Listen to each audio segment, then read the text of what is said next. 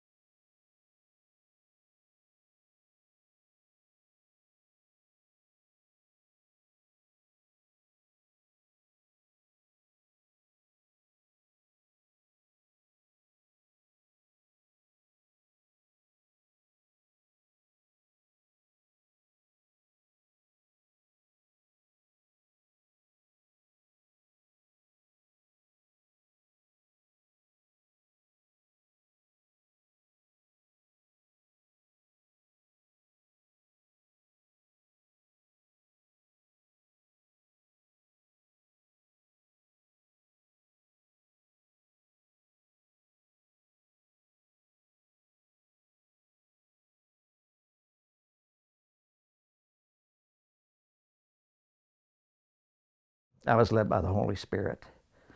But as he laid there dying, he kept going like that, and that's the only sound he could get out. And I was trying to guess what he wanted. Family, this and that. And when I said prayer, he was so sedated with morphine, his eyes were closed the whole time. But when I said prayer, his eyes opened. And I prayed with him till he died. And I was threatened to be court-martialed for not going back out to the chopper. And I said something to a lieutenant, that kind of language that I don't use. Fortunately, he understood me and didn't write me up or anything. He just turned around and walked away. His last name was Williams, and he was my age. And I couldn't put everything together, and I knew one of the walking wounded had come in and says, "Don't worry, Williams, you'll be okay. They're going to send you back to," and I drew a blank, and I couldn't remember where he said. And so after 30 years of research, I finally tracked down that he was from Oklahoma City. And in 1999, I went out there and visited his grave and his family. And they thought he had died in the field.